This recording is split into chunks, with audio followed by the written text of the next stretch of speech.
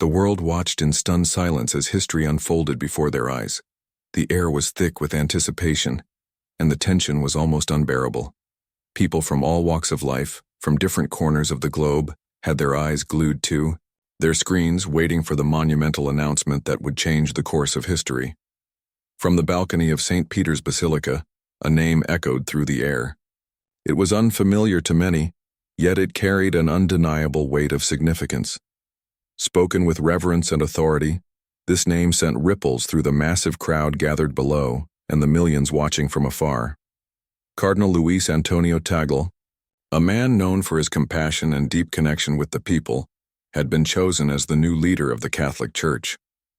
This moment marked the beginning of a new chapter in the Catholic Church.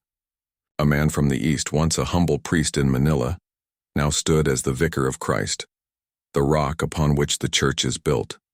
The weight of 1.3 billion souls now rested upon his shoulders, a responsibility that he embraced with humility and unwavering determination.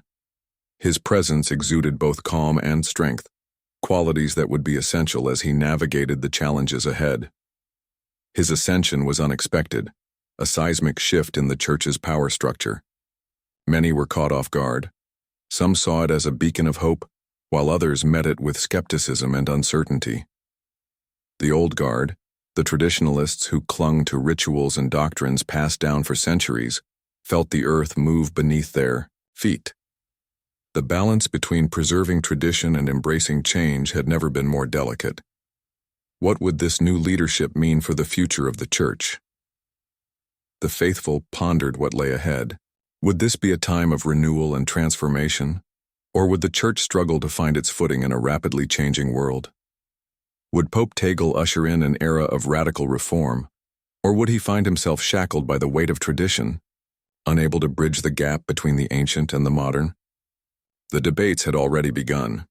Voices on all sides weighed in on the potential for change, each offering their own perspective on what this new papacy might bring.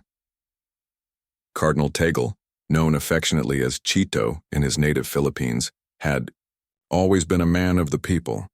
His humility was legendary and his touch was genuine. He had an uncanny ability to connect with individuals from all walks of life, making each person feel seen and valued. Whether blessing a child or comforting a grieving family, his actions spoke volumes about his character. He walked among the poor, ministered to the sick, and offered solace to those in need. His visits to hospitals and impoverished communities were not mere formalities but heartfelt missions to bring hope and healing.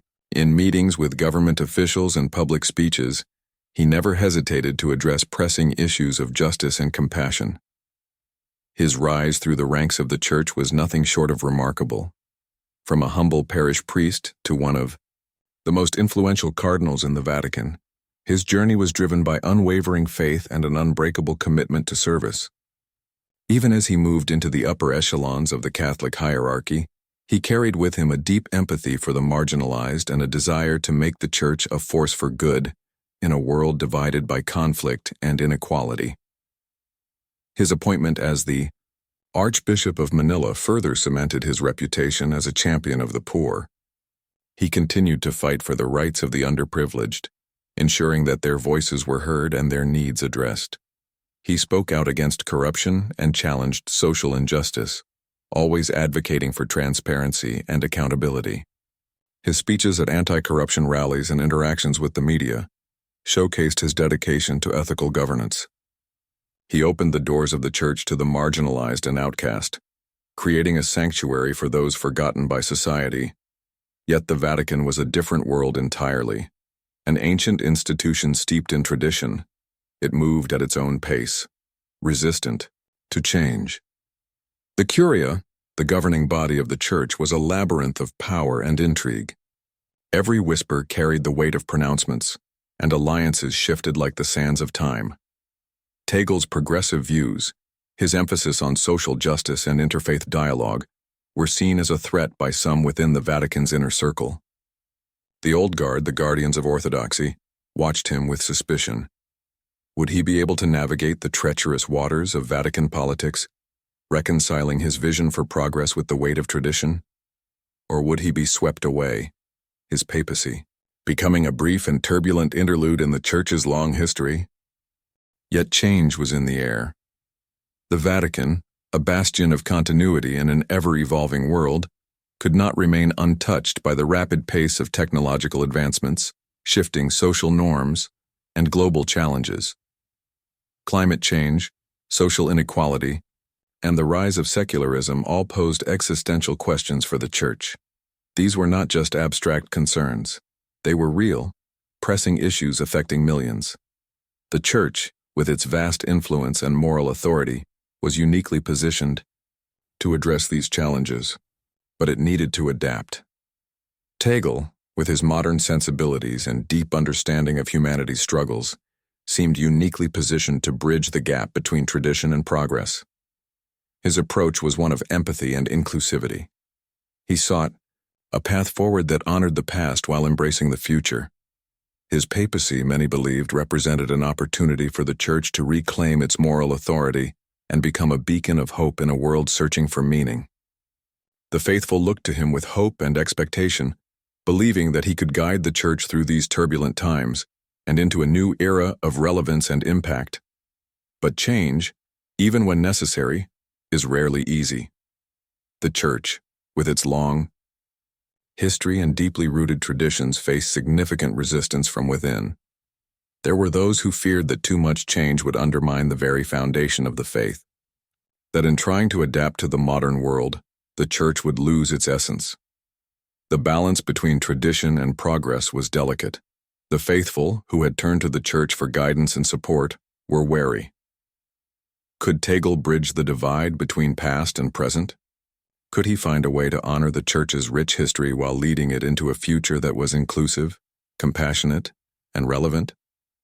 The world was watching, and the stakes had never been higher. Within the Vatican, factions were already forming. On one side stood the traditionalists, wary of change and determined to preserve centuries-old doctrines. On the other, a new generation of Catholics, inspired by Tagle's message of inclusivity and social justice, looked to him to usher in a new era. The struggle for the soul of the Church had begun. Would it emerge stronger and more relevant? Or would internal divisions fracture its moral authority? As Pope Tagle, now officially Pope Francis III, a tribute to his predecessor's humility, prepared to address the world, billions watched in anticipation. His first papal address was a masterclass in diplomacy and conviction. He spoke of unity, compassion, and the Church's duty to the poor and marginalized. He challenged world leaders to address climate change and inequality. His words echoed across the globe, sparking hope in some and fear in others. Would his papacy be defined by rhetoric, or would it bring real, tangible change? The road ahead was uncertain. The Catholic Church stood at a crossroads. The world had changed, and if the Church was to remain relevant, it had to change too. Tagle's papacy was a gamble, a leap of faith. Could he reconcile the seemingly irreconcilable? Could he bridge the gap between tradition and the future? Only time would tell. The world held its breath, waiting to see what the future of the Church would become.